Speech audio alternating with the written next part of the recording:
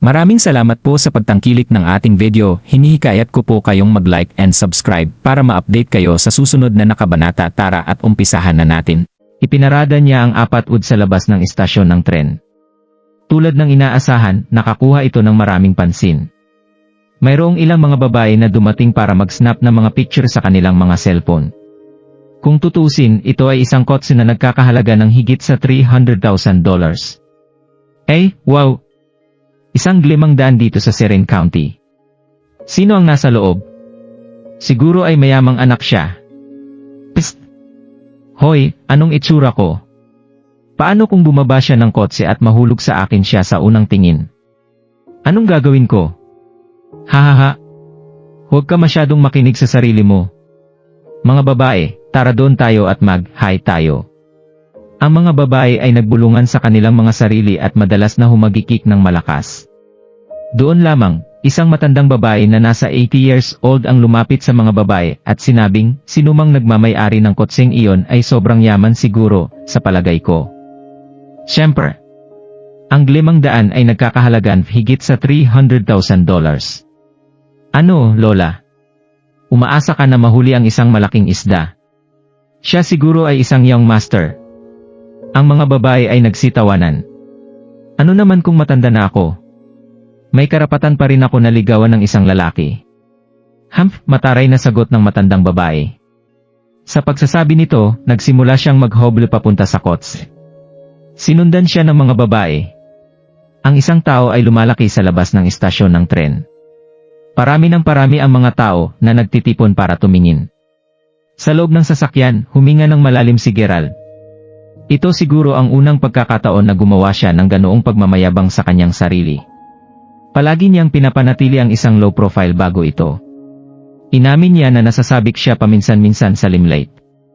Paano niya may lalarawan ang mga damdaming ito?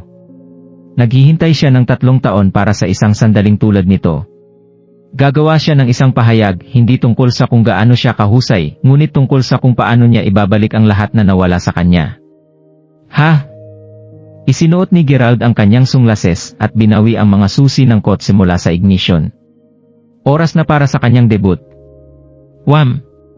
Pagbukas niya ng pinto ay parang may tinamaan siya. Ilang sandali pa, nagkaroon ng sigaw ng matinding paghihirap. Isang matandang babae ang nakalatag sa lupa sa labas, ang kanyang tungkod niya ay nagrolyo palayo sa kanya. Oh my God! Gulat na nakatitig si Gerald. Binata, sana okay lang ang sasakyan mo. Ang matandang babae ay napabulong sa sobrang takot, nakadapa pa rin siya sa lupa. Anong nangyari dito? May dumating kaagad sa eksena. Maraming mga tao ang sumulong. Ano sa palagay mo ang nangyari? Buong binuksan ng binata ang kanyang pinto, natamaas niya ang matandang babaeng iyon na nahulog sa lapag, pero nakita ko na naghihintay na siya, at sumugod siya nang makalabas ang binata. Scam ito. Ganyan pala. Ngunit ang iba pang mga nanonood ay nagpatuloy na dumating, hindi alam ang totoong nangyari. Oh my God, bakit ang lalaki na iyon ay walang ingat? Malaki ang gagastusin sa pag-aayos ng isang 500, may nagsabi. Naiinis na lumabas si Gerald sa sakyan para tulungan ang matandang babae na tumayo. Huwag mo akong hawakan. Hindi mo kailangang mag-alala. Natumba akong mag-isa, umiyak ang matandang babae. Mag-isa lang akong nabubuhay, walang mga anak na lalaki o anak na babae. Hindi kita mababayaran para sa sakyan mo. Huwag kang mag-alala, ma'am.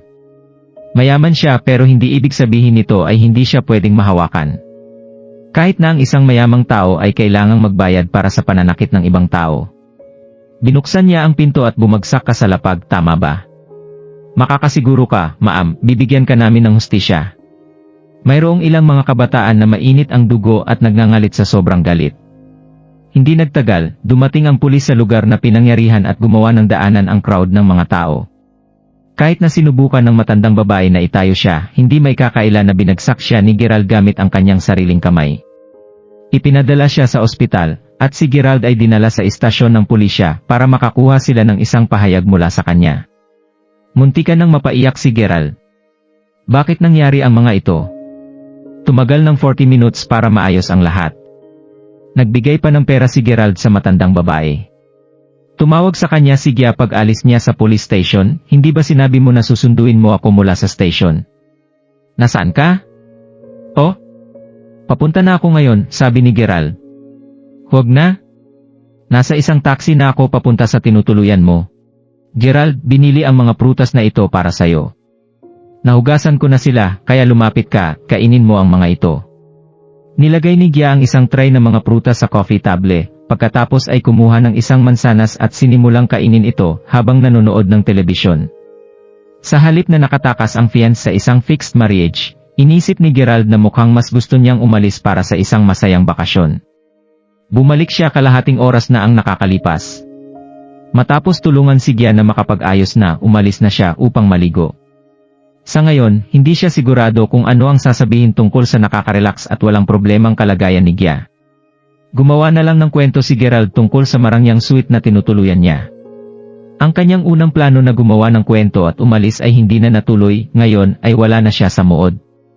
Naisip niya na sasabihin niya ito nang biglaan lang. Imupo si Gerald.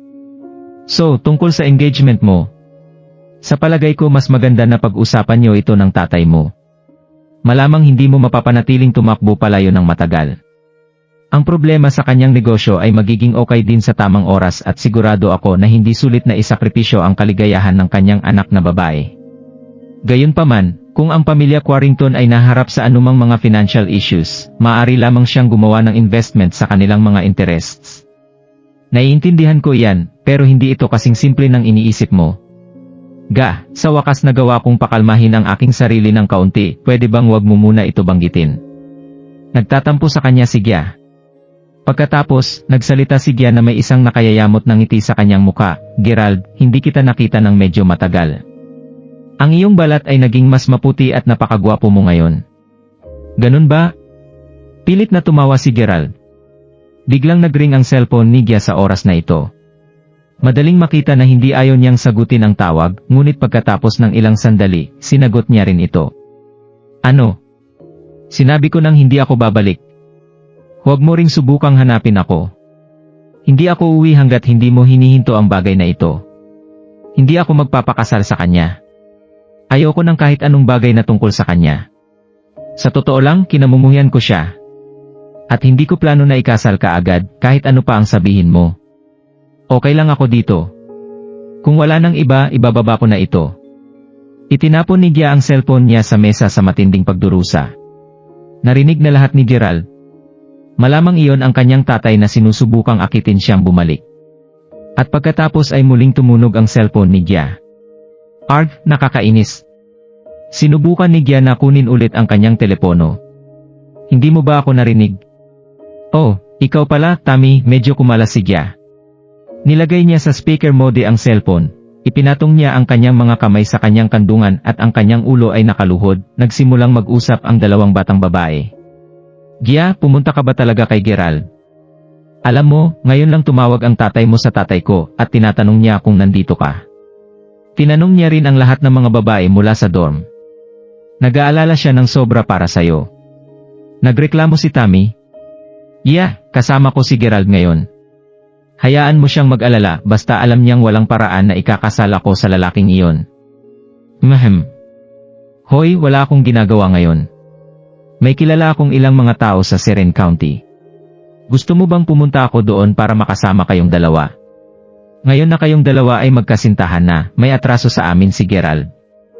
Hahaha, alam mo maraming nagulat na naging boyfriend mo si Gerald.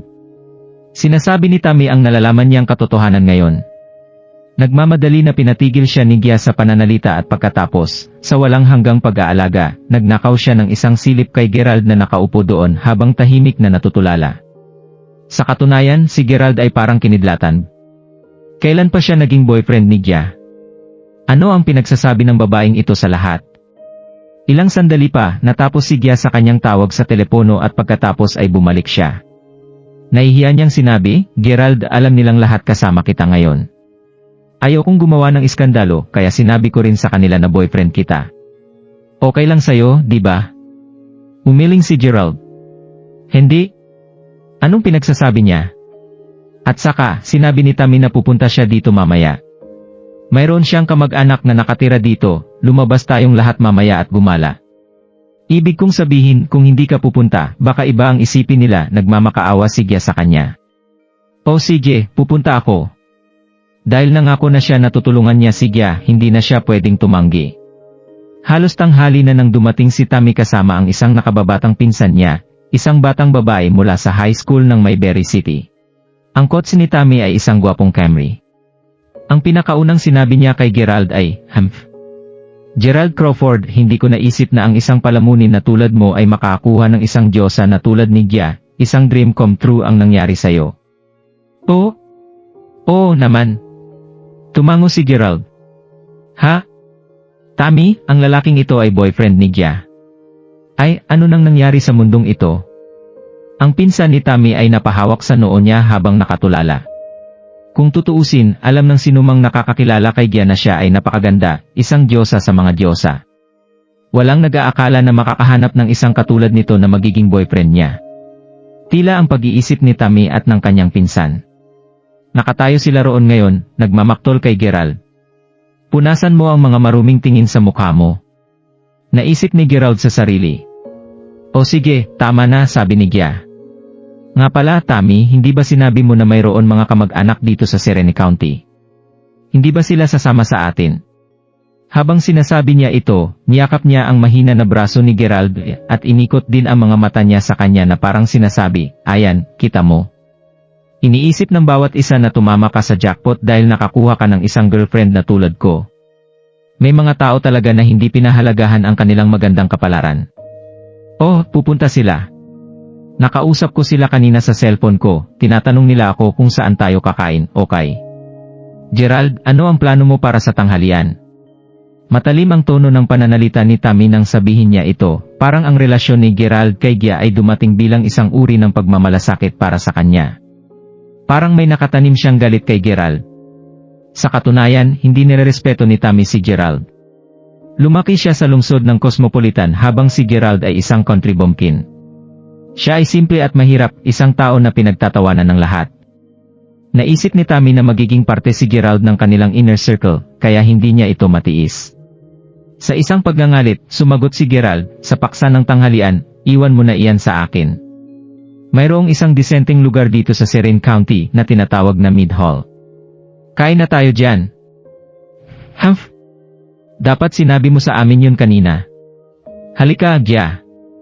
Papasok kami sa kotse ko.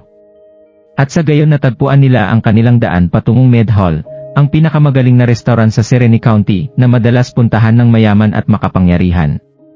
Nang makarating sila, nakakapagtaka na sinabi ni Tammy na kailangan niyang makahanap ng isang lugar para iparada ang kanyang kotse, at gusto niyang kasama si Gia. Si Gerald ay mauuna ng magreserba ng isang table para sa kanila. Iyon ang kanyang balak, gayunpaman, si Gerald ay pumasok sa loob at humingi ng isang mesa para sa 8 tao.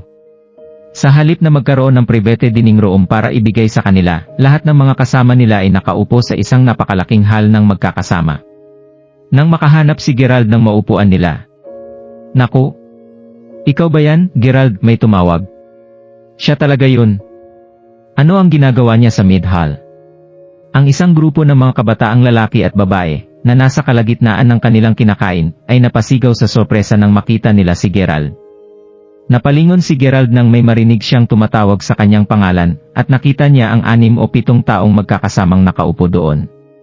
Hindi sila mga taong hindi niya kilala, sila ay ang kanyang mga kamag-aral noong high school siya, kasama sina Morgana Lopez at Cameron Laver. Coincidence? Pero parang, pumunta ka ba dito para mag-lunch? Nagtanong si Morgana na parang hindi siya naniniwala. Sa lamesa na iyon ay nakaupo sila Morgana, ang boyfriend niya na si Cameron at marami pang iba. Lahat ay nakangiti habang nakatingin kay Gerald. Ang Mid Hall ay isang itaas upper crust na establishment, at ang bayad dito ay per head mula sa isang panimulang minimum na $30 bawat isa. Pagkatapos ng bilangin ang lahat ng mga inumin at iba pa, ang halaga ng bawat pagkain ay ilang daang dolyar. Alam ng lahat na hindi mayaman si Gerald, kaya ito ay isang kakaibang pangyayari. Ngumiti ulit si Gerald sa kanila. Tama yan. Nakipagkita ako sa ilang mga kaibigan ko at naisip ko na ilibre silang lahat ng tanghalian dito. Sino ang mag-aakala na makakasalubong ko rin kayo dito? Puffed. Kumakain kami dito palagi. Ay, Gerald. Maganda na nililibre mo ang iyong mga kaibigan, pero alam mo bang naniningil sila ng hindi bababa sa $30 bawat tao? Sigurado ka bang magandang ideya ito? Ito ay nagmula sa isang batang babae na nakaupo sa tabi ng Morgana, na galing rin sa parehong high school sa kanila. Sully ang pangalan niya. Maayos naman ang itsura ng babaeng ito. Nagpout siya habang sinasabi niya ang babalang iyon. Ito ay isang high-class na lugar, nangangahulugang para lamang sa mga taong katulad niya na mayroon ng isang kilalang katayuan sa lipunan. Hindi sa nagmamalaki siya na kumakain siya dito, ngunit hindi lang siya makapaniwala na ang isang hobo na tulad ni Gerald ay kumakain ng tanghalian dito. Nawalan siya ng gana dahil doon. Ang mga taong katulad niya ay dapat na manatili lamang sa mga fast food restaurant at mga hotdog stand. Ito ay talagang nakakahiya. Inisip ba ni Gerald na katumbas niya sila? Iyon ang dahilan kung bakit masalimuot ang tono ng pananalita niya sa kanya. Grabe naman, Sully. Hindi mo dapat kausapin si Gerald ng ganoon, mayroon din siyang pride. Kung gusto niyang kumain dito, hayaan mo siya. Gayunpaman, ito ay isang pagkakataon para makilala natin ang mga kaibigan niya. Hahaha. Sinita ni Cameron si Sully. Dahil sa mga tuntunin ng pinagmulan ng pamilya niya o ang mga career prospect niya, siya ay walang alinlanganan na ang alpha sa lamesa na ito at siya ang tinuturing na kesto ng grupo na ito. Tumawa si Sully. Ano ba yan, Cameron? Naisip mo ba kung anong uri ng mga kaibigan ang meron ang isang lalaki na tulad ni Gerald? Sigurado ka bang gusto mong makipagkamay sa kanila? Sinabi ko lang iyon para sa ikabubuti niya, hindi niya man lang inisip ang kanyang sariling mga kakayahan at kumakain siya sa kahit saan niya magustuhan, mukha niya lang ba ang iniisip niya? Walang rerespeto sa isang tulad niya na malayo sa totoo niyang sitwasyon. Hindi niya talaga gusto si Gerald mula pa noong high school, ang ilan ay nagmamura sa harap niya. Nakakaawa. Wala siyang pakialam sa nararamdaman ni Gerald. Gayunpaman, wala ring pakialam si Gerald sa kanyang nararamdaman kahit na kumain sila sa parehong restaurant. O sige, ang mga kaibigan ni Gerald ay nandito na mamaya. Manahimik kayo. Hindi nakatiis si Morgana na manood pa. Isang ngiti at tango ang binigay sa kanya ni Gerald. Cameron, sino ang lalaking ito? Kaklase mo nung high school ka. Nagtataka na nagtanong ang isang napakagandang nakamakiop na babae sa tabi ni Cameron. Tama yan, ahaha. Akala mo cute siya. Kung siya ang tipo mo, single pa rin si Gerald, pwede mo siyang maging boyfriend. Tumawa si Cameron. Hoy! Cameron, napakasama mo. Gawin mo pa ito at hindi na kita kakausapin. Kinurot ng dalaga ang malambot na bahagi ng kanyang braso. Nagtawanan ang lahat. Tahimik lang si Gerald at nagpatuloy sa pagtango. Hoy, tingnan mo. Namumula si Gerald. Sa tingin ko nagustuhan niya ang ideya na maging girlfriend si Maybelline. Kung hindi, bakit mamumula ang mukha niya ng ganon? Haha. Isa pa sa mga lalaki ang nagpa siyang sumali. Yo. Seryosong offer ito, Gerald. Kung ang babae na ito ay gusto mo, sayo na siya. Totoo ang mga sinabi ko. Nangasar ulit si Cameron. Tama na yan, may girlfriend na ako. Galit na sagot ni Gerald, kahit na naiintindihan niya na pinagtatawanan lang siya ng mga ito. Ito ay tulad noong high school pa siya. Alam ni Gerald na mas mainam na manahimik na lang. Hindi niya pwedeng sabihin sa lahat na siya ay mayaman, tulad ng ibang hangal na nanalo lang sa loto at sinusubukan nilang ipakita ang lahat, tama ba? Fish! Anong makakamit nito? Maawa sana ang langit. Talagang nakahanap si Gerald ng sarili niyang girlfriend. Sabi ng isa sa mga lalaki. Holy hell, malaking balita ito. Meron kaming high school reunion sa susunod na mga araw, tama ba? Ang lahat ay magiging masaya kapag narinig nila ang tungkol dito. Sus, anong uri ng babae ang magkakagusto sa kanya? Oh, hindi, sino ang lola nito? Umiling si Sully at humigop sa Joyce niya. Nagtawanan ang lahat dahil dito. Pinanood ni Morgana si Gerald na may lumalagong pakiramdam ng pagkabalisa. Pagkatapos ay sinabi niya, Gerald, ngayon ay pinagdiriwang namin ang promotion ko sa trabaho sa Reserve Department. Bisita ko si Cameron dito ngayon. Ilan sa mga kaibigan mo ang darating? Masaya ako na sumama sila dito sa amin. Hindi ko tatanggapin yon. Siguro 7 o 8 sila. Natatawang sinabi ni Gerald. Sa wakas ay naayos na ni Morgana ang problema niya. Naalala niya na nakasalubong niya si Zach Lyle doon. Gayunpaman, hindi na siya nasundan ni Zach tungkol sa bagay na iyon, siguro dahil sa itinuring niya na masyadong maliit ito para hindi siya bigyang pansin. Para naman sa kayamanan na meron si Morgana sa ngayon. Hindi masabi ni Gerald kung iyon ay salamat sa kanya o kay Cameron. Dahil sito, hindi siya nag-alok ng anumang mga komento at tumango lamang. Pagkatapos ay umupo siya at sumunod sa mesa. Sa totoo lang, nahihiya si Gerald na nandito siya. Gayunpaman, ang restaurant ay puno ng tao ngayon at walang nang iba pang mga mesa na magagamit sa malayo, masyadong mahirap para lumipat ng lugar ngayon. Hindi rin siya makalakad palabas dito. Nakaupo lang siya doon habang pinagpapawisan. Sa oras na iyon, pumasok si Nadia at Tammy. Sumusunod sa kanila, bukod sa pinsan ni Tammy, ay meron ding dalawang iba pang mga lalaki at babae na malalayong kamag-anak ni Tammy. Wow wow wow! Mga baby! Hot babes! Napansin ni Cameron at ng iba pang mga lalaki ang mga bagong dating at sobra silang natigilan hanggang sa ang nagawa na lang nila ay ngumanga. Ang tinaguriang maganda ay naglalakad na papunta dito. Sino sila? Sobrang hot nila. Napakalakas ng karisma niya. Sinabi ng isang lalaki sa tabi ni Cameron. Humph! Hindi sila masyadong hot. Matangkad lang talaga sila at medyo payat. Talagang inisip ni Sully na si Nadia at Tammy ay mukhang mga supermodel at tanyag na tao kaya nainggit siya. Para naman sa babae na may mabigat na makiop na nakaupo sa kabilang panig ni Cameron. Kung ikukumpara siya sa mga babae na bagong dating, para siyang isang clown ng grupo nila. Sino ang may lakas ng loob na kunin ang kanilang mga number? Sino mang mauna ay kikilalanin ko bilang master ko. Ang taong nagsabi nito ay naglalaway na. Pagkatapos lahat ng mga mata ay lumingon kay Cameron. Kung tutuusin, base sa mga tuntunin ng background ng kanyang pamilya o sa mga career prospects niya, siya ang kinikilala bilang alpha. Tumayo na si Cameron mula sa kinaupuan niya. Nilinaw niya ang kanyang lalamunan at inayos ang kanyang shirt. Panorin niyo ako. Pupunta na ako. O naman. Boto ako sa iyo, Cameron. Ang lahat ng pag-asa namin ay nasayo, Panginoon ko. Hinarangan na ni Cameron ang mga target. Uy, mga magagandang babae, nandito kayo para magtanghalian.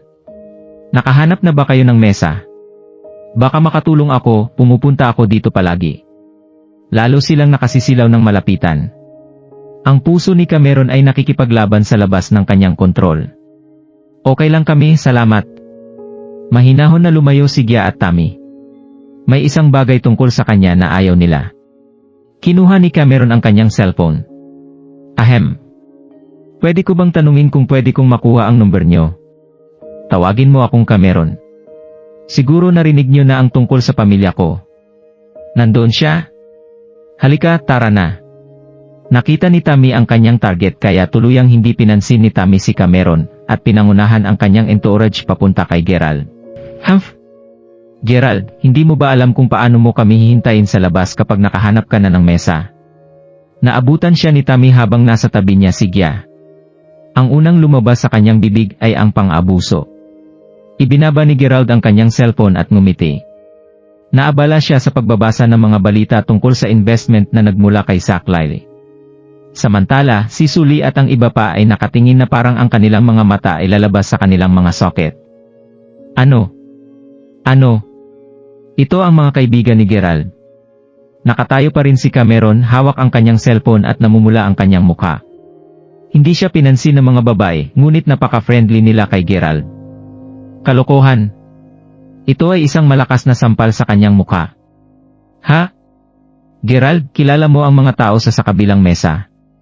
Si Gia ay umupo sa tabi niya at nagtaka siya ngayon kung bakit lahat ng nasa katabing mesa ay kakaibang nakatingin sa kanya. Hoy! Gerald, bakit hindi mo ipakilala sa amin ang mga kaibigan mo? Noong lumapit ako kanina, alam mo ba na hindi ako pinansin ng mga babaeng iyon? Si Cameron ay sinubukang ipilit ang kanyang ngiti. Naisip niya na baka ay hindi may isip ni Gerald na ipakilala ang mga babae, malaking kahiyan ito para kay Cameron. Nagpatuloy siya, ngunit maririnig ang pag-aalala sa kanyang pananalita, kumusta na kayo, mga babae? Magkaklas kami noong high school ni Gerald. Sobrang swerte naman namin na makilala ang napakagandang mga batang babae ngayon, hindi ito para sayo, Gerald, ang mga babae ay nakaupo na, kaya bakit hindi ka umorder ng kakainin? Paano mo makaya na panoorin ang mga magandang ito sa magutom? Nawalan ng pag-asa si Cameron upang maisab ang kanyang dignidad, kaya ngayon ay paikot-ikot siya sa tabi ng mesa ni Gerald, sinusubukan sabihin sa kanyang sarili na si Gerald ay isang madaling gamiting tao, umaasang akitin ang atensyon ng mga batang babae. Sa katunayan, sila ang aking mga dating kaklase mula sa high school. Napakaliit na mundong ginagalawan natin. Nagatubili na umamin si Gerald. Tumawa ng malakas si Gia. Okay yan. Dapat mong ipakilala sa akin ang mga dating kaibigan mo. Kung tutuusin, bilang girlfriend mo, hindi ko agad malalaman kung sino ang mga kaibigan mo. Para kay Gia, simple lang ito. Ang mga kaibigan ni Gerald ay kaibigan niya at kahit na nagpapakilala lamang sila bilang magkasintahan, nagiging totoo ito sa kanya sa bawat lumipas na sandali. Gayunpaman, nagulat ang lahat sa huling bagay na sinabi niya. Ano? Talaga? Ang epitome ng loveliness na ito ay ang girlfriend ni Gerald. Grabe. Ang mga apoy ng selos ay sumiklab sa mga mata ng ibang mga lalaki. Sino sila? Siya ang mga uptown boy. Mga mayayaman at maayos na ang kanilang buhay. Sino na naman si Gerald? Isang talunan na walang kahit ano sa pangalan niya. Konti pa lang sa kanila ang nakakuha ng kanilang sariling mga girlfriend, ngunit nandito si Gerald na may isang supermodel sa tabi niya. Sino ang hindi mainggit doon? Nang walang pag-aalinlangan, si Cameron ay namula sa sobrang inggit na ang kanyang dibdib ay umaangat na. Ikaw pala ang girlfriend ni Gerald, naintindihan ko. Kamusta ka? Ako si Cameron. Ang aking mga magulang ay nasa health bureau. Nagtatrabaho ako sa ospital. Ahaha. Habang nililinaw niya ang kanyang kataasan, inabot ni Cameron ang kanyang kamay upang makipagkamay kay Gia.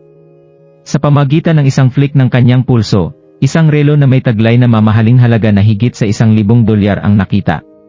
Inisip ni Gia ang lokong ito sa harap niya, naramdaman ni Cameron ang hindi maipaliwanag na pangangailangan na ipakilala hindi lamang ang kanyang sarili ngunit ang kanyang mga magulang din isang kakaibang paraan para simulan ang isang konversasyon. Napagpasyahan niyang huwag kunin ang kamay na inaalok sa kanya. Sa pagkabalisa na hindi masyadong mapahiya si Cameron, si Gerald na lang ang nakipagkamayan sa kanya para kahit papaano ay hindi siya maiwan na nakasabit lang doon. Haha! Sino ang mag-aakala na si Gerald Crawford, ang kilalang Trump ng ating batch, noong high school ay binasted at kinamumuhian saan man siya magpunta, Cameron nagpatuloy. Sinong maaakala na maaring nakahuli siya para sa kanyang sarili ng isang girlfriend na kakaiba ang klase ng kagandahan? Habang sinabi niya ito, kinunan niya ng isang makabuluhang pagtingin ang isa sa iba mga lalaki pabalik sa kanyang mesa. Ang ipinahiwatig na henchman ay malakas na sampal ng tabletop. Tama yan. Gerald, sigaw niya. Hindi ako makapaniwala sa swerte mo. Naalala mo pa ba noong hindi makabayad si Gerald ng tuition fee dahil $6 short lang siya noon o kung ano? Grabe, hinabol siya ng teacher namin palabas ng class. Hahaha. At hulaan mo kung anong nangyari, sa tingin ko malakas ang ulan sa araw na iyon. Siyempre naalala ko ito, panunuyan ni Sully. Si Gerald ay naglakad sa ulan na naghahanap sa basurahan ng pwedeng ibenta kahit papaano para makuha ang huling $6, para lang manatili siya sa school. Hahaha. Walang nagmalasakit sa klase natin na tulungan siya. Malayo na ang narating niya, nagho-host ng kanyang sariling mesa sa mid-hall kasama ang manika na nasa tabi niya. Ayos. Mapapansin ang pinapahiwatig ng kanilang mga salita sa oras na ito. Binabanggit nila ang lahat ng uri ng dumi mula sa buhay dati ni Gerald, lahat ay sinabi sa harap ni Gia at ng kanyang mga kaibigan. Ang pinsan ni Tammy at marami sa kanyang mga kaibigan ay napakinggan na ang buhay dati noon ni Gerald. Sa oras na ito, mukhang siya ay isang talunan. Huwag nang isipin yon, Gerald, isa sa mga lalaki ang nagsalita.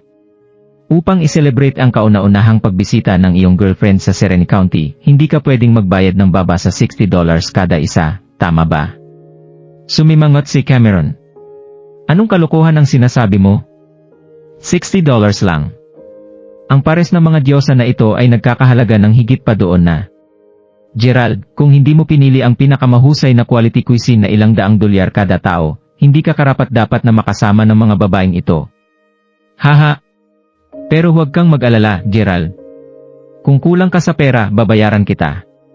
Mahalaga na hindi ka mapahiya. Sa oras na iyon, dumating ang waiter para kunin ang kanilang order. Anong grade ang pipiliin mo ngayon?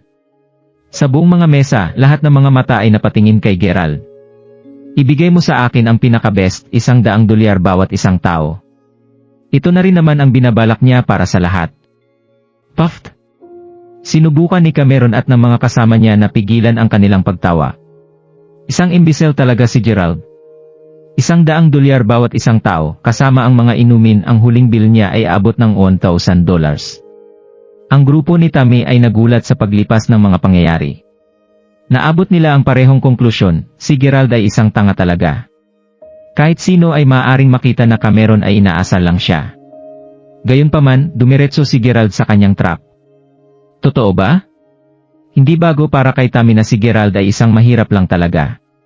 Sumang-ayon na siya kay Gia na huwag payagan si Gerald na sagutin ang bill sa pagkain na ito. Ngayon, nag-order pa si Gerald ng pinakamahal na choice sa menu nila. Arch. Sana tulungan siya ng langit. Patawarin mo ako, hindi iyon ang gusto namin. Okay na ang mas simpleng pagkain, pahabol ni Gia. Hindi, yung $100 na. Ituloy na natin ang order na iyon. Si Gerald ay nainis na sa ilalim ng mga pangangasar mula kay Cameron at iba pa. Hayaan mong umorder siya ng gusto niya. Makikita natin kung ano ang gagawin niya pagdating ng bill, deklara ng pinsan ni Tammy. At sa gayon, ang pinakamagandang pagkain sa bahay ay dinala sa kanilang mesa.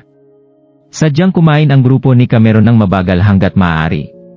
Habang nililinis mga pagkain ni Gerald, ang parehong partido ay sabay na inangat ang kanilang kamay para sa bill. Oh? Alis ka na, Merlever. Ngumiti ang cashier at kumaway nang makita si Cameron. Tinitiyak ni Cameron na ang kanyang kamay ay kitang-kita habang siya ay kumakaway pabalik. Ang babaeng iyon ay isang mabuting kaibigan ko, itinuro niya kay Morgana. Bigyan mo siya ng isang magandang presyo. Walang problema, sir. 30% discount. Tanggapin ang katangi-tanging set ng tsaa at libre na ito para sa inyo. Ang bawat set ay mamahalin at ito ay isang promotion namin hanggang ngayong araw. Ang cashier ay malinaw na mas matanda kaysa kay Cameron, sumisikat ang kanyang muka habang sinasagot siya nito. Aha! Ang pag-hangout kasama si Cameron Lover ay napakasaya talaga, tumagay ang isa sa mga lalaki. Inayos ni Morgana ang bill, ngunit nagpatuloy na tumambay si Cameron, si Gerald na kasi ang susunod na magbabayad. Kaibigan mo rin, Merlever. Napansin ng cashier na pamilyar sila sa isa't isa.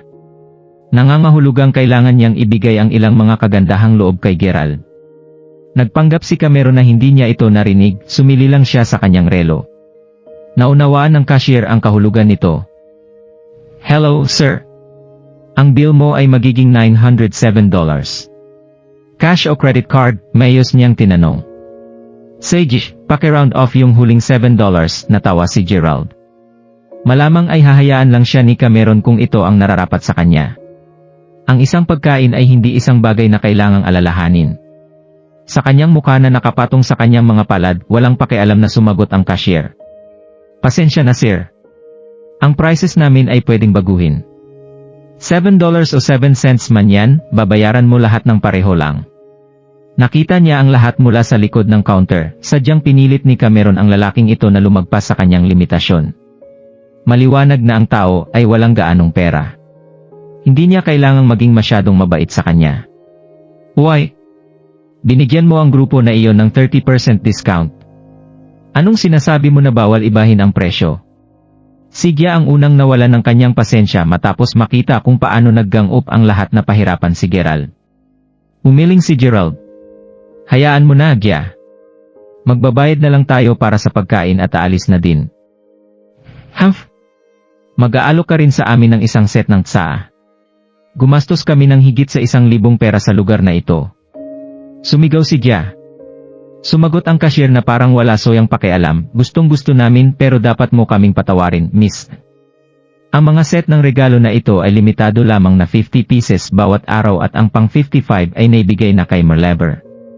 Siguro kung pupunta ka ulit bukas, sisiguraduhin kong nakareserba ako ng isang set para lamang sayo.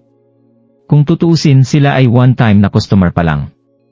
Mas may katuturan ito na bigyan nila ang isang big spender na tulad ni Cameron Lover. Bukod pa dito, ang kanyang sariling maliit na kapatid na babae ay kasalukuyang nasa Labor Academy.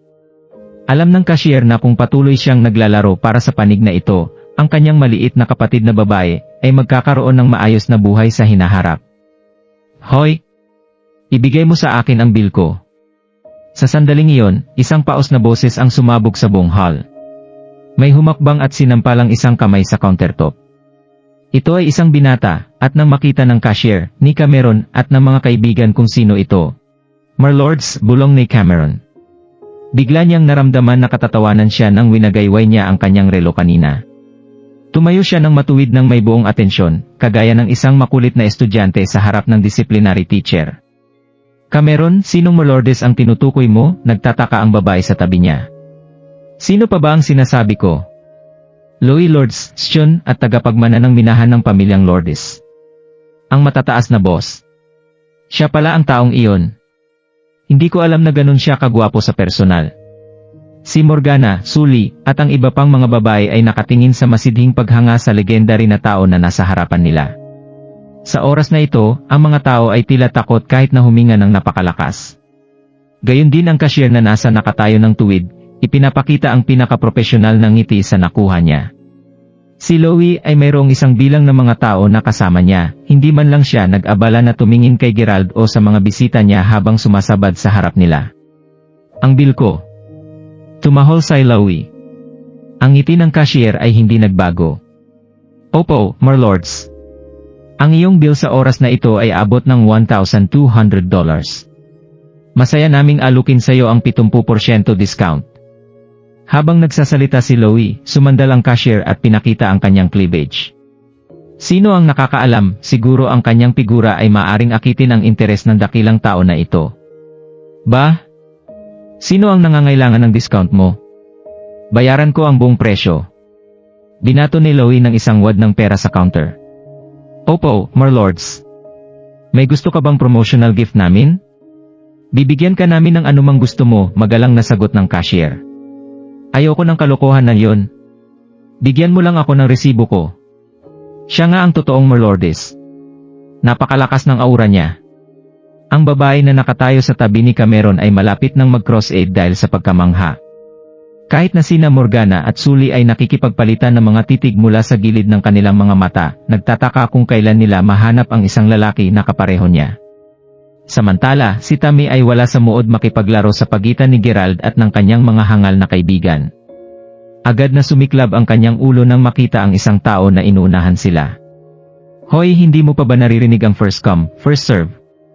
Hindi mo ba alam na inunahan mo kami?" "Tama yan, bro. First come, first serve. Kanina pa rin ako naghihintay sa pila." Hindi inaasahan ni Gerald na makakasalubong niya si Louie dito. Kitang-kita pa rin ang sariwang galos sa kanyang mukha. Isang malalang suntok ang ibinigay sa kanya ng gabing iyon. Halos ilang araw na ang lumipas at nandito siya, lalabas para maghanap ng gulo. Ang isang malambing na ngiti ay umusbong sa mukha ni Gerald. "Humph! Manahimik ka. Wala akong pakialam sa mga sinasabi mo. Kung nandito si Marlords, maghihintay kayong lahat." Talagang inabandona ng cashier ang paggalang sa kanila. Inilibot niya ang tingin niya kay Gerald. "Diyos ko, isang bulag na tanga." Si Cameron ay nagreklamo mula sa gilid. "Hindi mo ba kilala si Marlords?" Malinaw na siya ay bad mood ngayon, talagang naghahanap ang Gerald na ito ng gulo ngayon. Ngayon, kahit ang cashier ay nagsimula ng magalit kay Gerald. Si Louie naman ay nagkunwaring walang naririnig. Ngayon, pagkakataon na niyang magalit. Sinipa niya ng malakas ang paa niya sa puwitan ni Louie. Smack! Pau! Sumigaw si Louie, ang mga sugat niya ay tinamaan rin kaya nasaktan siya.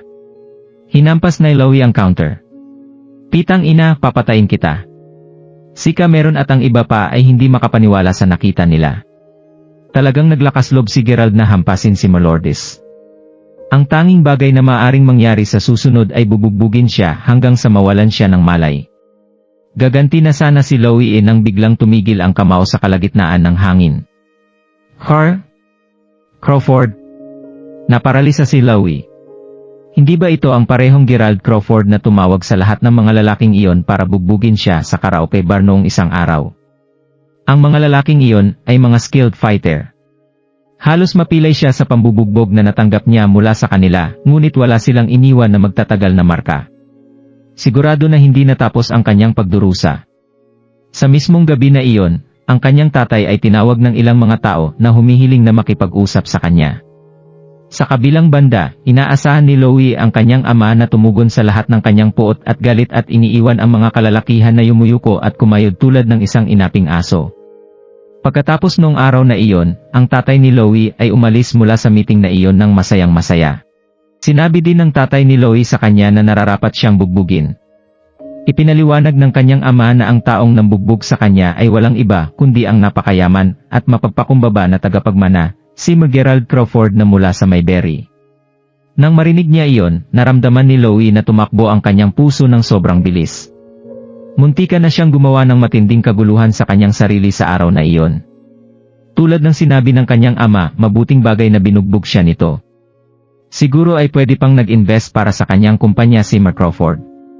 Sa makatuwid, habang iniisip niya ito, si Louie ay nasurpresa ng sobra, natakot, at natuwa nang makita niya si Gerald.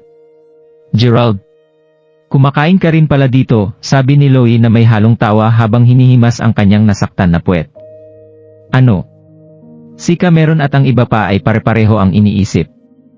Lahat sila ay sabik na mapanood ang isang drama, ngunit natulala sila sa reaksyon ni Louie kanina lang. Ano? Bakit kilala ni Louie si Gerald? Kinausap niya rin si Gerald na parang kaibigan niya ito. Paano nangyari iyon? Tama yan. Kung hindi, paano ka namin makikita na nangunguna sa pila, sagot ni Gerald na may pilit ng ngiti sa kanyang labi. Napaisip si Gerald kung hindi pa niya binugbog ng matindi si Louie ng gabing iyon. Ay, sa totoo lang, nag-invest ang tatay ko sa lugar na ito dati. Dahil doon, sanay na akong hindi pumila. Pero huwag kang mag-alala Gerald. Ang pagkain mo ay sagot ko na ngayon. Sa totoo lang, hindi lang yon. Ang lahat ng pagkain mo dito sa hinaharap ay sagot ko na, sabi ni Louie habang hinihimas ang kanyang kamay.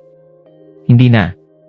Ang babaeng ito ay hindi ibababa ang presyo ng $1 para sa akin. Hindi rin kami binibigyan ng anumang mga espesyal na regalo. Mukhang ito na ang huling pagkakataon na pumunta ako dito, sagot ni Gerald na may isang ngiti sa kanyang labi. Ano? Bigyan mo ako ng 1 minuto, Gerald. Napagtanto ni Louie na naging bastos ang cashier sa kay Gerald, kaya lumingon siya para tingnan ang babaeng iyon. Nakatayo ang cashier sa tabi nila at makikita sa kanyang muka na parang wala siyang masabi. Ay! Louie, kaibigan mo pala ang lalaking ito. Kinilabutan ngayon ang babaeng cashier.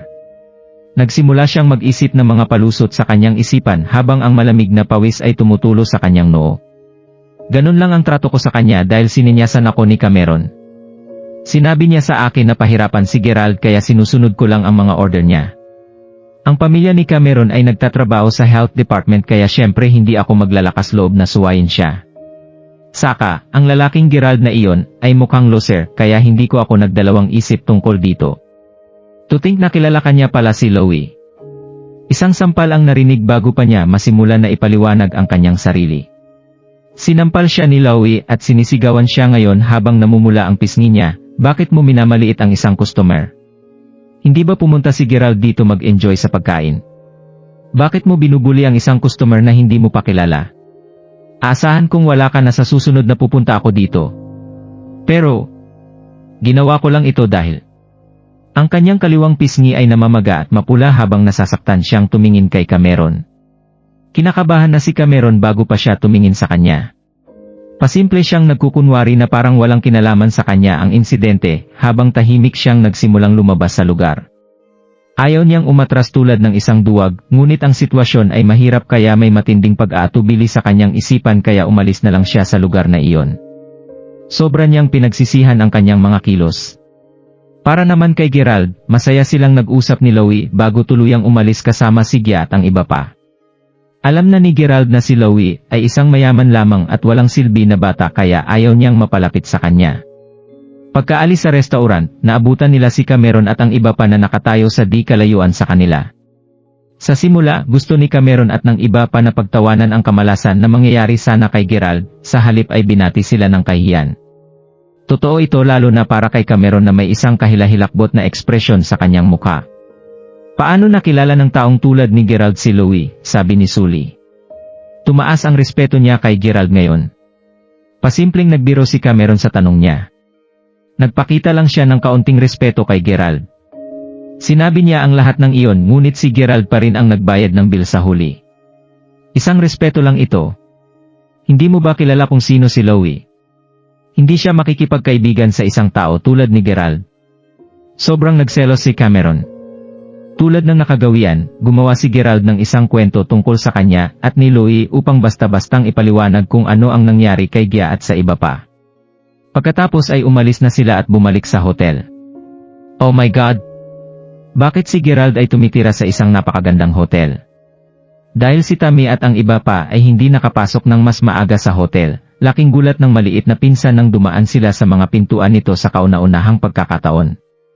Dagdag pa doon, gumastos si Gerald ng maraming pera sa pagkain lang para ilibre sila kanina. Marami rin siyang kilala ng mga tao. Si Tammy at ang iba pang malalayong kamag-anak ay patuloy na nagulat nang tumagal sila sa tinutuluyan ni Gerald. Habang papasok pa sila sa hotel, ilang lalaki ang nagtangkang landiin si Gia. Gayunpaman, sumuko kaagad sila sa sandaling alam nila na una nilang kakalabanin si Gerald. Wala sila kumpara sa kanya.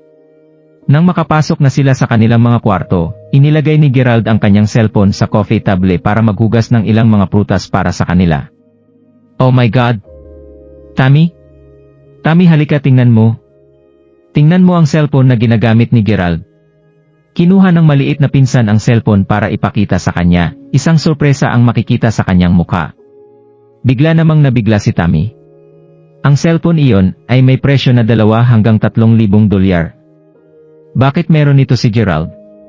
Sa sandaling iyon, nagsimulang mag-ring ang kanyang cellphone. Ang pinakamamahal na Mila. Sino ang taong ito, sabi ng maliit na pinsan habang nakatingin sa caller ID. Napatulala siya nang matuklasan niya ito. Ang sorpresa ng maliit na pinsan ay naging isang panunuya. Sino itong pinakaminamahal na Mila? Hindi ba ang gusto niya ay si Gia? Tingnan natin kung sino siya. Hindi mabilis ang reaksyon ni Gia at bago pa niya ito mapigilan, sinagot na ng maliit na pinsan ang tawag ni Mila. Hello? Sino ito? Tanong ng maliit na pinsan. Ano? Hindi ikaw ang girlfriend ni Gerald. Itigil mo ang kalokohan mo. Kahit na sinabi niya iyon, nabigla pa rin ang maliit na pinsan. Tumingin siya kay Gia bago sinabi, Gia. Sinasabi ng babae na siya ang girlfriend ni Gerald. Tama na, Felicia. Ibigay mo sa akin ang phone. Pagkatapos ay inagaw ni Gia ang cellphone sa kanya at agad na binaba ang tawag.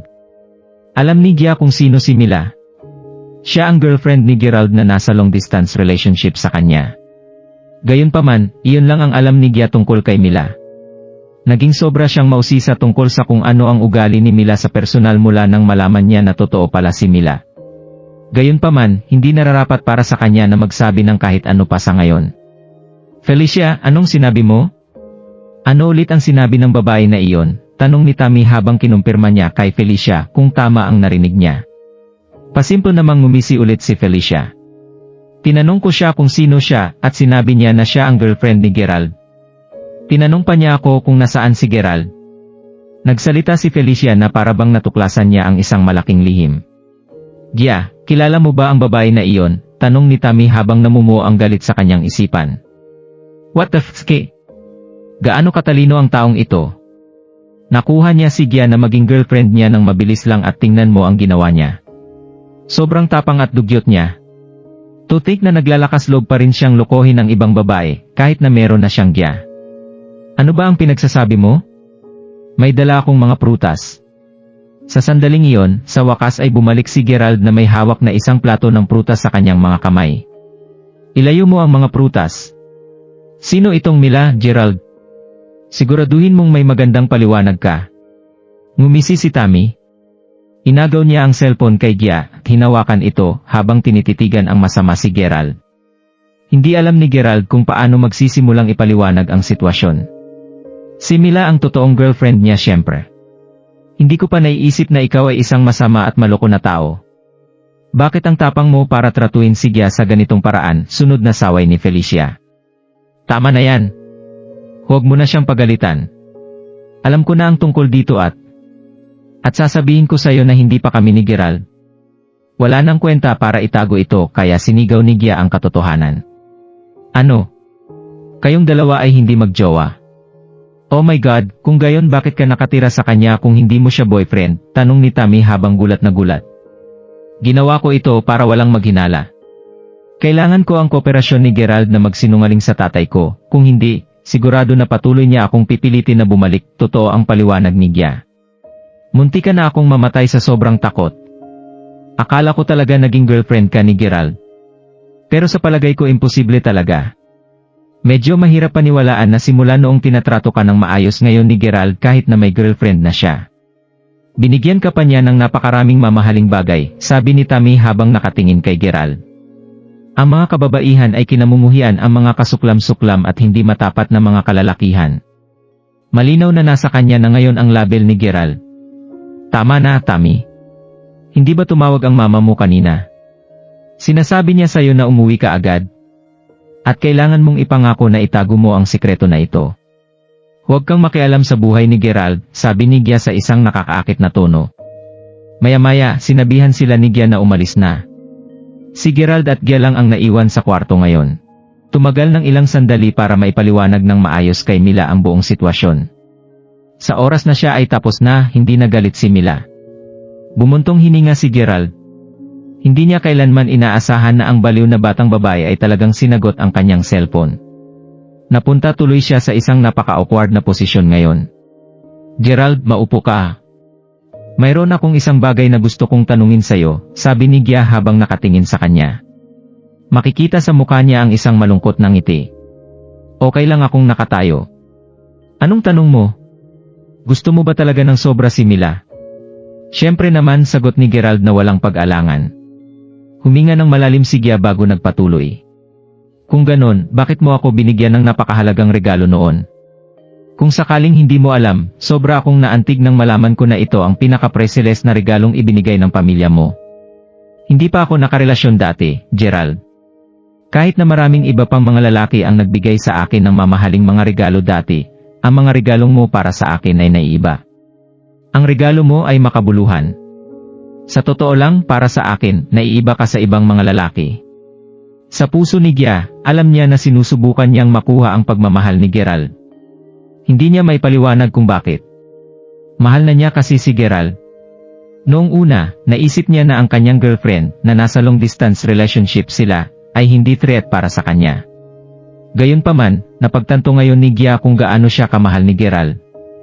Si Gerald naman ay napuno ng panunuya sa kanyang sarili sa mga sandaling iyon.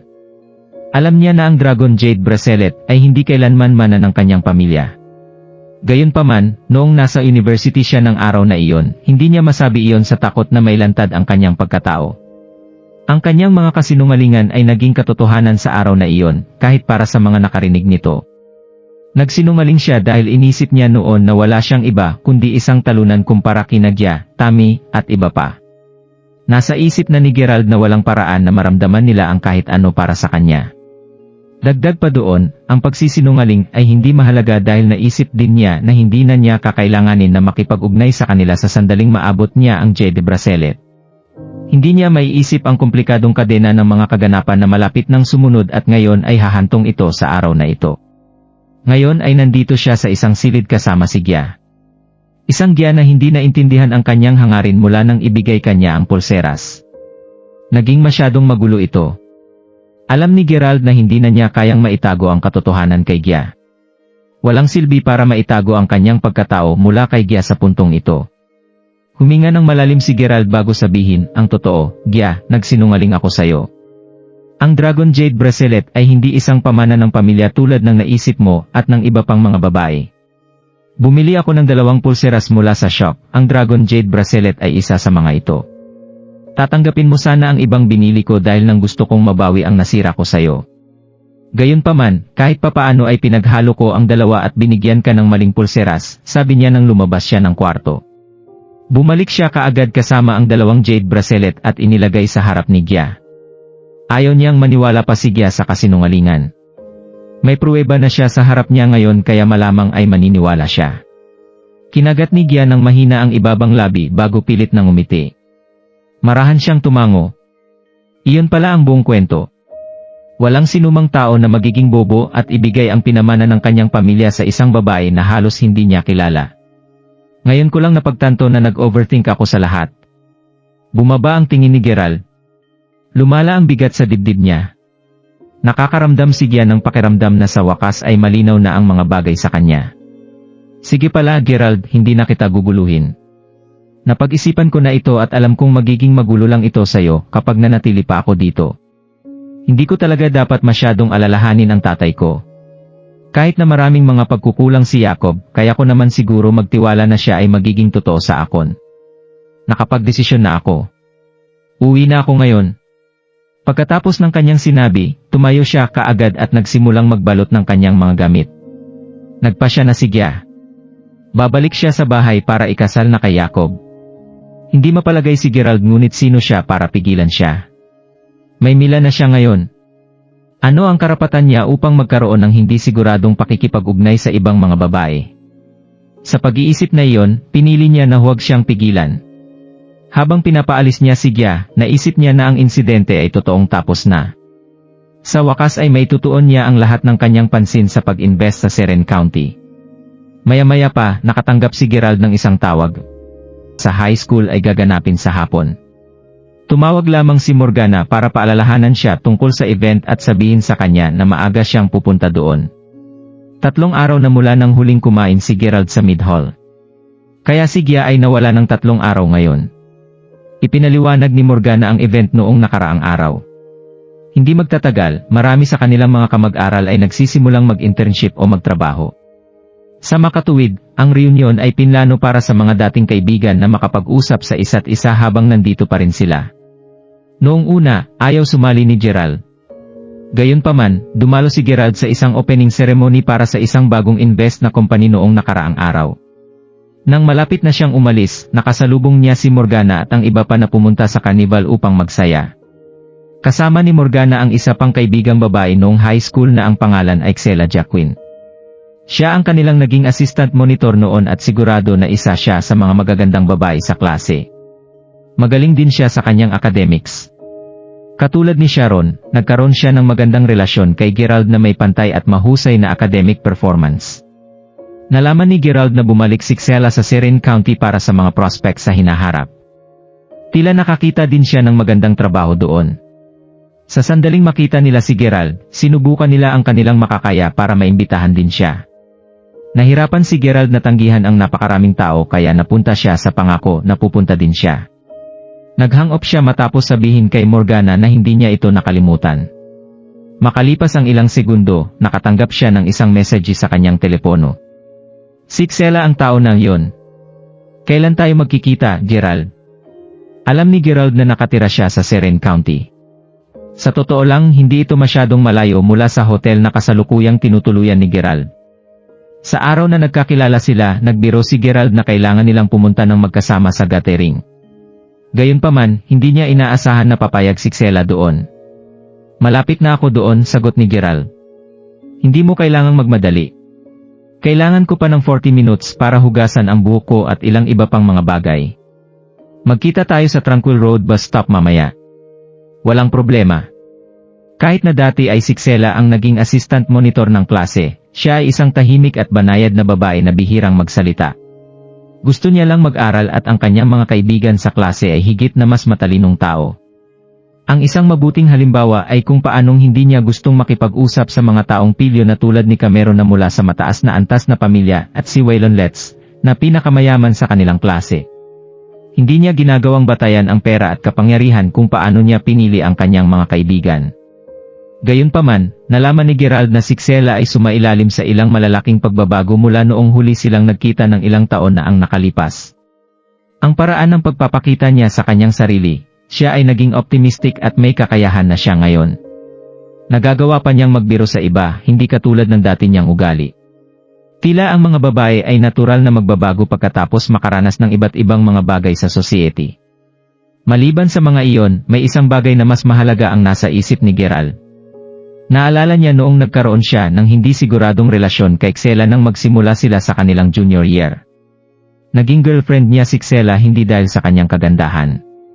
Noon, gwapo pa si Gerald. Gayunpaman, ang mga bagay na mahalaga sa kanya ay ang kanyang katapatan at ang kanyang kasipagan sa pag-aaral. Dagdag pa rito, nagustuhan din niyang makinig sa isang grupo ng mga babae na kasama niya nang sinabi nila sa kanya ang kanilang mga opinyon. Bilang isang resulta, isang hindi siguradong relasyon ang namulaklak sa pagitan ng dalawa. Gayunpaman, ang kanyang hindi siguradong relasyon kay Xela ay tumagal lamang ng ilang sandali. Natapos ito hindi masyadong nagtagal. Umiling siya, tinanggal niya ang dating alaala bago inilabas ang susi ng kanyang kotse. Pagkatapos ay hinatid ni Gerald ang kanyang Mercedes-Benz class sa hintuan ng bus ng Tranquil Road. Hindi na niya kailangang panatilihing maging low profile dahil wala na siya sa university. Bukod pa dito, hindi siya nagmamaneho ng kotse para magpakitang gilas. Kailangan lang niya ng sasakyan para makarating sa kung saan. Alam niya na may pagkakataon na baka nasa gathering din sina Sharon at Lilian.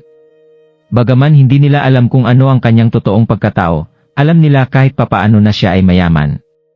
Dahil alam niya ito, hindi ganong inisip ni Gerald ang tungkol sa kanila. Pagdating niya sa hintuan ng bus, may kalahating oras pa na natitira bago ang nakatakdang oras. Dahil mayroon pa siyang oras bago siya dumating, ipinark niya ang kanyang kotse sa isang kalapit na paradahan. Pagkatapos ay pumunta siya sa isang coffee shop para bumili ng 2 tasa ng kape bago tuluyang maglakad papunta sa hintuan ng bus para hintayin si Xela. Gerald. Habang nakaupo doon, narinig niya ang isang babaeng tinig na tumawag sa kanya. Tumalikod si Gerald. Sa harap niya ay isang babae na malapit na nakahawak sa isang lalaki. Pareho silang nakasuot ng sunglasses at stylish ang damit nila. Bagaman nakatago ang kanyang mga mata, ang natitirang mukha niya ay maganda. Maganda rin ang hubog ng kanyang katawan. Ang lalaki naman ay mukhang hindi masyadong magandang tingnan sa totoo lang. Siya ay maliit, mabilog at pangit. Ang mukha niya ay napuno din ng mga pockmarks. Kahit sobrang magkaiba ang kanilang itsura, mukhang magkasintahan ang dalawang ito. Ano? Ilang taon lang naman, Gerald. Nakalimutan mo na ba ako, sabi ng dalaga habang tinatanggal ang kanyang sunglasses. Ikaw si Rai, sabi ni Gerald nang makilala niya agad ang babaeng ito. Matapos marinig na sinabi niya iyon, tinanggal din ng kanyang kapareha ang kanyang sunglasses. Agad na napagtanto ni Gerald kung sino ang lalaki pagkatapos nito. Ang kanyang pangalan ay Het Siever. Gusto ng kanyang mga kamag-aral na tawagan siyang Tikoon dahil sigurado na ganun rin ang kanyang itsura.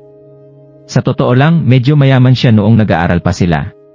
Gayunpaman, kilala siya dahil sinubukan niyang makuha ang pagmamahal 10 mga batang babae noon, kahit na tinanggihan siya ng higit sa 15 times noon. Paano ito nangyari? Ito ay dahil ang ilan sa mga babae ay tinanggihan siya ng 2 beses. Ang dahilan ang kanyang mukha na may maraming mga pockmark.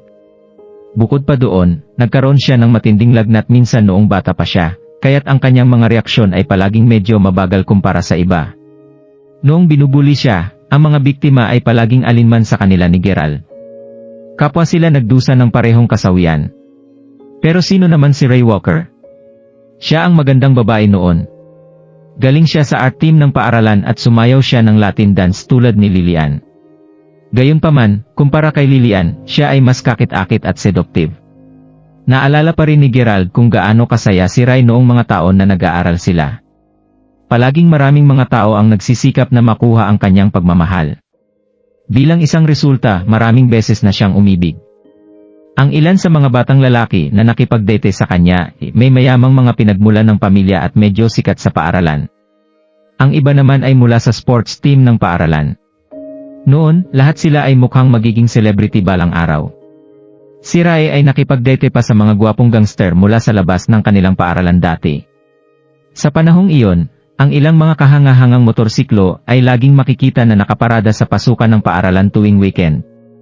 Nangangahulugan ito na lalabas siya para sa isang date at nagmumuka itong isang nakakamangha na eksena sa mga ng mga estudyante. Isang sorpresa kay Gerald na mapupunta siya sa Tikoon pagkatapos nilang magtapos sa high school. Halata sa kanila ang sorpresa niya habang nakabukas ang mga mata niya. Anong tinitingin mo? Sa totoo lang hindi ko inaasahan na makita kang dumalo sa gathering. Medyo matagal na talaga mula nang huli tayong magkita, sabi ni Rai, habang nakalagay ang isang kamay sa balikat ni Het na iginagala ang kanyang mga mata kay Gerald. Matagal na nga. Kayo na pala ngayon. Nakangiting sagot ni Gerald. Pasimpleng umisi si Rai. Tama, kami na nga. Ano naman? Mahal na mahal niya ako at iyon lang ang mahalaga. Nagmamay-ari pa siya ng ilang mga shops sa county town. Hindi masabi ni Gerald kung sinusubukan niyang magpakitang gilas, pero gusto talaga niyang magsalita. Nang makita na siya ay tumahimik, nagpakita si Rai ng isang smug expression sa kanyang muka habang nakalock ang mga braso nito kay Heath. Ramdam na ramdam niya ang pagtataka ni Gerald sa kung paano sila nagkatuluyan ni Ticon ngayon. Hindi maitanggi ni Gerald na medyo nainggit siya. Gayunpaman, hindi ito tungkol sa pag-ibig.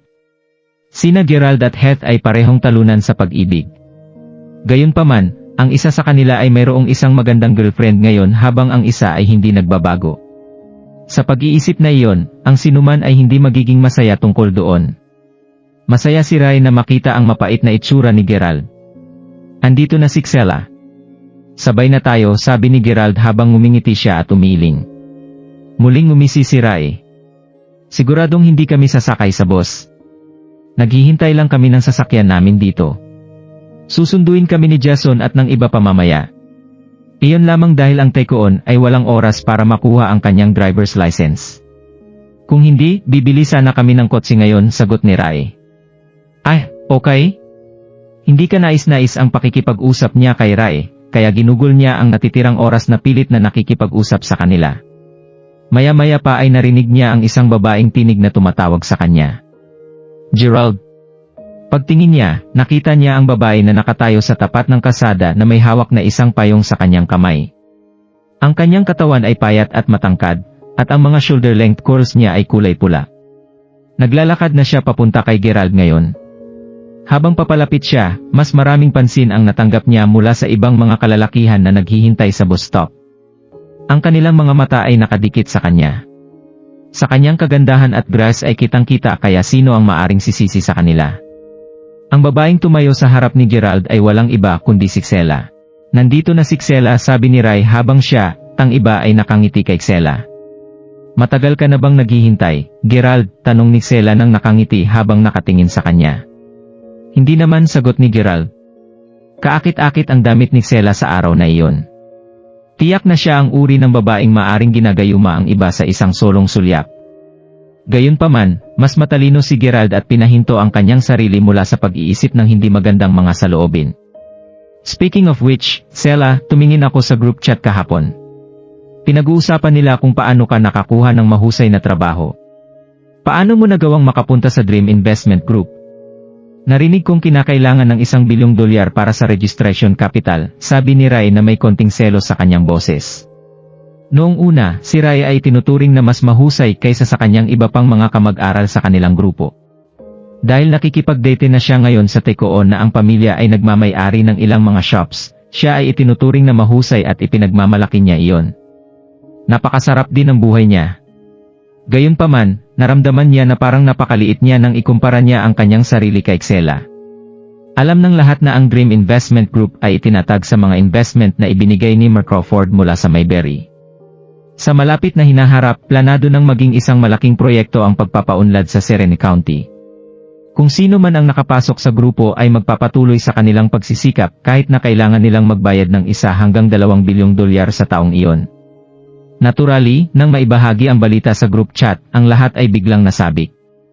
Ito ay isang palatandaan na ang Serene County ay sasailalim sa ilang malaking pagbabago sa lalong madaling panahon. Nagkataon lang na narecruit ako ng kumpanya. Hindi ako masyadong sigurado kung paano magtatapos ang development na ito at sa totoo lang wala rin akong kumpiyansa. Bukod pa doon, hindi naman ako nagtatrabaho sa headquarters ng Dream Investment Group. Nagtatrabaho lang ako sa isang subsidiary na kumpanya sa ilalim nila, hindi ito mahiwaga, mabuti tulad ng sinasabi ng maraming tao, sabi ni Xela habang pilit siyang ngumiti. Iyon ay isang pambihirang post pa din, Xela. Hindi mo kailangang maging mahinhin, sagot ni Rai, at mas maliwanag ang pagsiselos niya sa boses niya ngayon. Si Gerald naman na nakatayo sa tabi nila ay mukhang gulat na gulat. Si Xela ay narecruit ng isang kumpanya na subsidiary sa ilalim ng Dream Investment Company. At sino ang nagmamay-ari ng Dream Investment Company? Siyempre, si Gerald. Hindi nakakagulat na nandoon si Xela at ang iba pa noong isang araw.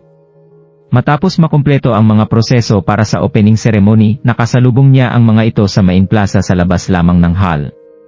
Ilan sa mga kilalang tao ang dumalo sa carnival noong araw kaya hindi napunta sa isip ni Gerald na si Xela ay kasama sa Dream Investment Company. Sa kanyang tungkulin bilang isang empleyado ng kumpanya ng subsidiary sa ilalim ni Gerald, tiyak na tama para sa kanya na magdala ng ilang mga kaibigan para mag-enjoy sila doon. Hindi mapigilan ni Gerald na isipin sa kanyang sarili, isang malaking coincidence ito.